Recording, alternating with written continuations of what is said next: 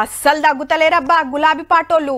ఎలక్షన్ల కారు పల్టీ కొట్టినా, లీడర్లు పక్క పార్టీలకు పోతున్నా, మున్సిపాలిటీల చైర్మన్లు దిగిపోతున్నా, కార్యకర్తలను పట్టించుకుంటలేరని కోపానికి వస్తున్నా, చేసిన అప్పులు బయటికి వస్తున్నా, తప్పులు ముంగటికొస్తున్నా, అప్పుడేం మాట్లాడేదో ఇంచు పొల్లు పోకుండా గదే మాట్లాడుతున్నారు. కావాలంటే మీరే చూడుర్రి.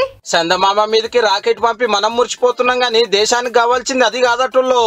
ఇంకేదో BRS MP Suresh Reddy sir parliament లో చెప్పిండు, మీరు కూడా వినుండ్రి. What you call it Chandrayaan science. This is Chandrasekhar's formula.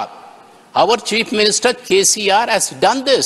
అగనట Chandrayaan కాదు చంద్రశేఖర్ ఫార్ములా కావాలన్నట. అదేందో అనుకునేరు మన కేసీఆర్ సార్ పథకాలు పంతనము. 10 ఏళ్ల తెలంగాణ నెంబర్ 1 రాష్ట్రం చేసిండు, కరువు లేకుండా చేసిండు, ఎవరికి తిప్పలు రాకుండా చూసుకున్నాడు. ఇప్పుడు దేశానికి కావాల్సింది గసొంటితోవే అని గొప్పగా సాటింపేసిండు సారు.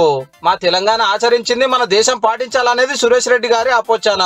కానీ చంద్రశేఖర్ ఫార్ములా అనేది గంత గొప్పదైతే ఏం తక్కువ 7 లక్షల కోట్ల అప్పేందుకు ఏ కాళేశ్వరం ప్రాజెక్టు ఆగంలేందుకు వాడే ధరణితోటి తలకాయ నొప్పేందుకు సర్పంచులకు బిల్లులు ఎందుకు ఆపే, డబుల్ బెడ్రూమ్ ఇండ్లేమాయే, పేపర్ లీకులు ఎందుకు ఆయే.